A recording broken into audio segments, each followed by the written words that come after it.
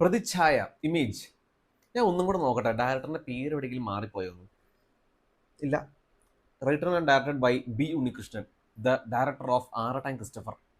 പക്ഷെ ശരിക്കും ഞെട്ടിച്ച് കളഞ്ഞിട്ടോ. എനിക്ക് പടം വളരെയധികം ഇഷ്ടപ്പെട്ടു. വെരി വെൽ മെയ്ഡ് മൂവി എന്ന് തന്നെ പറയാൻ പറ്റും. കോടതി സമക്ഷം ബാലമയ്ക്ക് ശേഷം ബി ഉണ്ണികൃഷ്ണന്റെ വെരി ഗുഡ് വർക്കായിട്ട് തന്നെ എനിക്ക് സിനിമയെ കണക്കാക്കാൻ പറ്റും. Solid political drama. Political drama ഇഷ്ടപ്പെടുന്ന ധൈര്യമായിട്ട് ടിക്കറ്റ് എടുക്കാനേ പറയുള്ളൂ. ഒരു നിമിഷം പോലും നമ്മളെ ബോറടിപ്പിക്കാണ്ട് 2.75 മണിക്കൂർ പിടിച്ചിരുത്താൻ ഈ സിനിമയ്ക്ക് സാധിക്കുന്നുണ്ട്. ഈ സിനിമ എന്ത് കൈൻഡ് ഓഫ് സിനിമയെന്ന് ചോദിച്ചു കഴിഞ്ഞാൽ തളപതി, ലയൺ, രാമലീല, മുതൽവൻ ഇതേപോലൊരു മോഡലുള്ള സിനിമയാണ്. ഭയങ്കര പുതുമ, ഭയങ്കര ഫ്രഷ്നെസ് ഒന്നും പ്രതീക്ഷിക്കേണ്ട.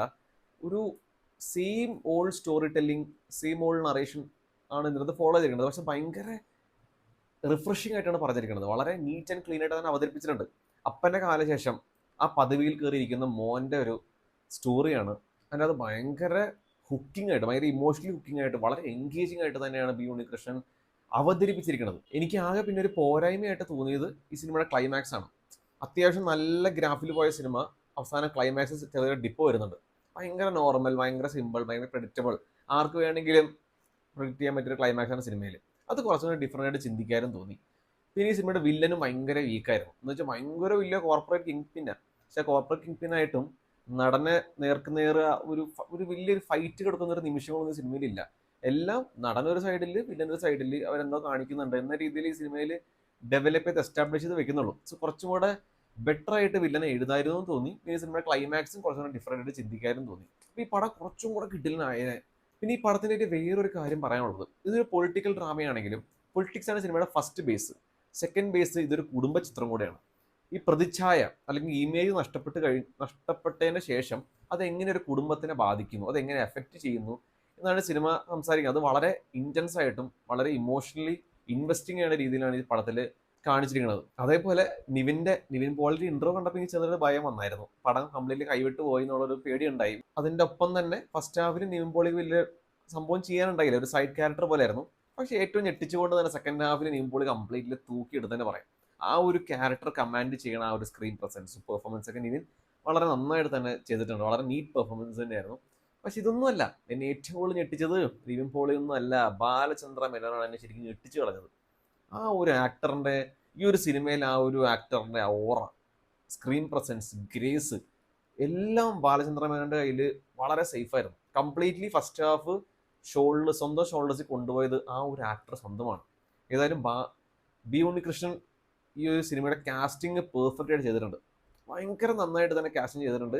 അതിന്റെ ഏറ്റവും വലിയ എക്സാമ്പിൾ ആണ് ബാലചന്ദ്ര മേനോൻ ഈ സിനിമയിൽ ചൂസ് ചെയ്തത് തന്നെ.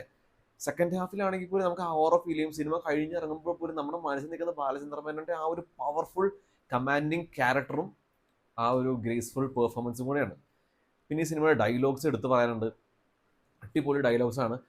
അത് ഞാൻ ചെറുതായിട്ടൊരു ഭയന്നായിരുന്നു. ഈ സിനിമയുടെ ട്രെയിലർ കണ്ടപ്പോൾ നിവിൻ പോളിയുടെ ഡയലോഗ് ഡെലിവറി ഞാൻ ചെറുതായിട്ട് കുറച്ച് ആർട്ടിഫിഷ്യാലിറ്റി ഫീൽ ചെയ്തായിരുന്നു. പക്ഷെ സിനിമയിൽ അത്യാവശ്യം നന്നായിട്ട് തന്നെ ആ ഒരു ക്യാരക്ടറിന് വേണ്ട രീതിയിൽ തന്നെ ഡയലോഗ് ഡെലിവറി ചെയ്തിട്ടുണ്ട്. അത് നല്ലൊരു കാര്യമായിട്ട് തോന്നി. ബേബികളുടെ ക്ഷീണം ഏതായാലും നിവിൻ പോളി ഈ ഒരു സിനിമയിലൂടെ മാറ്റി തന്നതായിട്ടാണ് എനിക്ക് തോന്നിയത്. സന്തോഷം വന്നു. പിന്നെ ഇതിനകത്ത് വേറെ ഇതിനകത്ത് എല്ലാവരുടെ പെർഫോമൻസ് വളരെ കിടിലായിട്ട് തന്നെയായിരുന്നു. അടുത്ത് പറയുന്നത് വിഷ്ണു അഗസ്തിയ, ഒരു ചെറിയ റിപ്പോർട്ടറിന്റെ ക്യാരക്ടറാണ്. അത് നല്ല ചൊറിഞ്ഞ രീതി തന്നെ ചെയ്ത് വെച്ചിട്ടുണ്ട്. പിന്നെ സബിത ആനന്ദ്, നമ്മുടെ ബാലചന്ദ്ര മേനോന്റെ വൈഫിന്റെ ക്യാരക്ടറാണ് ചെയ്തത്. സെക്കൻഡ് ഹാഫിൽ സ്കോർ ചെയ്യുന്നിടത്ത് കിഡിലിനായിട്ട് തന്നെ സ്കോർ ചെയ്തിട്ടുണ്ട്. പിന്നെ ഹരിശ്ര അശോകൻ ഉണ്ട്, ആനഗസ്റ്റൻ ഉണ്ട്, നീതു കൃഷ്ണ, ഫൈസ മറിയം, പിന്നെ മണിയമ്പിള്ള രാജു, നിഷാന്ത് സാഗർ, സായ് കുമാർ, ഷറഫുദ്ദീൻ, ഇതെല്ലാവരും നന്നായിരുന്നു. ആകെ ഷറഫുദ്ദീൻ കിട്ടിയ റോള് വൃത്തിക്ക് ചെയ്തിട്ടുണ്ട്.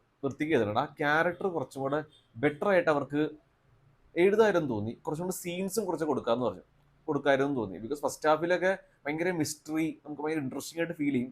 പക്ഷെ പ്രത്യേകിച്ച് ഒന്നും ഇല്ല, നമുക്ക് സെക്കൻഡ് ഹാഫ് എത്തുമ്പോൾ നമുക്ക് മനസ്സിലാവും അതേപോലത്തെ ഒരു ക്യാരക്ടറാണ് അത് എഴുതി വെച്ചിരിക്കുന്നത്. പക്ഷെ എന്നാൽ പോലും സിനിമ ഞാൻ പറഞ്ഞല്ലോ, ഈ ഒരു കുറച്ച് പോരായ്മകൾ കാരണം അത് ഈ പടം മോശമാവുന്നില്ല. അപ്പോഴും ഒരു ഡീസൻറ്റ്, നമുക്ക് നല്ല എൻജോയ് ചെയ്യാനുള്ള സംഭവങ്ങൾ ഈ പടത്തിനകത്തുണ്ട്.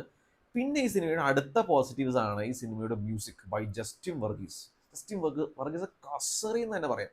ഈ സിനിമയെ കംപ്ലീറ്റ്ലി തോളോട് തോള് ചേർന്ന് തന്നെ ഒരു സ്കോർ ഇതിനകത്ത് ക്രിയേറ്റ് ചെയ്തിട്ടുണ്ട്. നമുക്ക് കുറേ നിമിഷങ്ങളിൽ ആ ഒരു ഗ്രിപ്പിംഗ് നിമിഷം അല്ലെങ്കിൽ ഒരു വാവ് ഫാക്ടർ ഒക്കെ നമുക്ക് ഫീൽ ചെയ്യണം. അതിൻ്റെ മ്യൂസിക് ഇങ്ങനെ എലിവേറ്റ് ചെയ്തിൻ്റെ ഓരോ സീൻസിനെ കൊണ്ടുപോകുന്നതുകൊണ്ടാണ് നമുക്ക് എവിടെയും നമുക്ക് അധികം ഡിപ്പ് ഫീൽ ചെയ്യാത്തത്. ജസ്റ്റിൻ വർഗീസ് ചെയ്താലും കസറേറ്റ് ഉണ്ട്. അതിൻ്റെ ഒപ്പം തന്നെ ഇതിൻ്റെ cinematography by Chandru Selvaraj. Mark എന്ന സിനിമയുടെ സിനിമാറ്റോഗ്രാഫർ ആണ്. അങ്ങേര് തീയായിരുന്നു. ഇതിൻ്റെ ലൈറ്റിങ്, ഇതിൻ്റെ വിഷ്വൽ, ഇതിൻ്റെ ക്യാമറ എല്ലാം കൊണ്ടും കളറായിട്ടുണ്ട്. കറക്റ്റ് ഒരു പൊളിറ്റിക്കൽ ഡ്രാമ അല്ലെങ്കിൽ മാസ് വേണ്ടിയിട്ട് അതേപോലത്തെ ക്യാമറ വർക്ക്, എലിവേഷൻ സീൻസിൽ അതേപോലത്തെ ക്യാമറ വർക്ക് കറക്റ്റായിട്ട് ചെയ്ത് വെച്ചിട്ടുണ്ട്. Super camera work. സോ എനിക്ക് ഈ സിനിമ ഒന്നുകൂടെ കാണണം, റീവാച്ച് ചെയ്യണമെന്ന് എപ്പോഴും തോന്നുവാണെങ്കിൽ ഞാൻ കാണുന്ന ഏറ്റവും റീസൺ ഈ സിനിമയുടെ ബാലചന്ദ്രമേനോന്റെ ക്യാരക്ടറും ആ ഒരു ഓറയ്ക്കും അതേപോലെ ഇതിൻ്റെ മ്യൂസിക്കും ഇതിൻ്റെ സിനിമാറ്റോഗ്രഫിക്ക് വേണ്ടിയായിരിക്കും. ഇതിൻ്റെ എഡിറ്റിംഗ് അടിപൊളിയായിരുന്നു. ഇതിൻ്റെ പ്രൊഡക്ഷൻ ഡിസൈൻ ബൈ ഷാജി നടുവിൽ കിടിലം വർക്ക്. പിന്നെ ആർട്ട് ഡിപ്പാർട്ട്മെന്റ് സൂപ്പറായിരുന്നു. അത്യാവശ്യം ബിഗ് ബഡ്ജറ്റും കൂടെ ആയതുകൊണ്ട് ആ ഒരു കൊടുത്ത പൈസ നമുക്ക് ആ സ്ക്രീനിൽ കാണാൻ സാധിക്കും. അത് ആ പടത്തിന് അത്യാവശ്യം നല്ല രീതിയിൽ എലിവേറ്റ് ചെയ്യുന്നുണ്ടെന്ന് തന്നെയാണ് എനിക്ക് തോന്നിയത്. ഏതായാലും ഇതൊക്കെയാണ് എനിക്ക് സിനിമയെ പറ്റി പറയാനുള്ളത്. ഏതായാലും എനിക്ക് ഈ പടം വളരെയധികം ഇഷ്ടപ്പെട്ടു. പൊളിറ്റിക്കൽ ഡ്രാമാസ് ഇഷ്ടപ്പെടുന്നവർക്ക് ഈ സിനിമ കണക്റ്റ് ആവും. ഞാൻ വീണ്ടും പറയണം, വലിയ കഥയൊന്നും പ്രതീക്ഷിക്കേണ്ട, ഒരു നോർമൽ കഥ, പക്ഷെ അതും അത്യാവശ്യം വളരെ നന്നായിട്ട് തന്നെ പറഞ്ഞിട്ടുണ്ട്. ഈ സിനിമയിൽ ഫസ്റ്റ് ഹാഫിൽ നമുക്ക് കുറച്ച് പോരായ്മയൊക്കെ ഫീൽ ചെയ്യും, അവിടെ ഇവിടെ കുറച്ച് മിസ്സിംഗ് ആയിട്ട് തോന്നും. പക്ഷെ അതൊക്കെ സെക്കൻഡ് ഹാഫിൽ അവർ പറഞ്ഞു തരുന്നത് കുറച്ചും കൂടെ സ്പൂൺ ഫീഡിങ് നറേഷനാണ്. പക്ഷെ എന്നാൽ പോലും ഈ സിനിമ അത്യാവശ്യം കിടിലൻ ഒരു എക്സ്പീരിയൻസ് തന്നെ എനിക്ക് പേഴ്സണലി ഫീൽ ചെയ്തു. നല്ല തിയേറ്ററിൽ തന്നെ പോയി കാണുക. ഇതിൻ്റെ സൗണ്ട് ഡിപ്പാർട്ട്മെന്റ് ഒക്കെ നല്ല കിടിലൻ വർക്കാണ് ചെയ്തിരിക്കുന്നത്. ഏതായാലും ഫാമിലി ഓഡിയൻസിനും പൊളിറ്റിക്കൽ മൂവി ഇഷ്ടപ്പെടുന്നവർക്കും ഇഷ്ടപ്പെടുമെന്ന് ഞാൻ കരുതുന്നു, വിശ്വസിക്കുന്നു. പടം കാണുക, അഭിപ്രായം പറയുക. For more views please like, share and subscribe Abi reveals.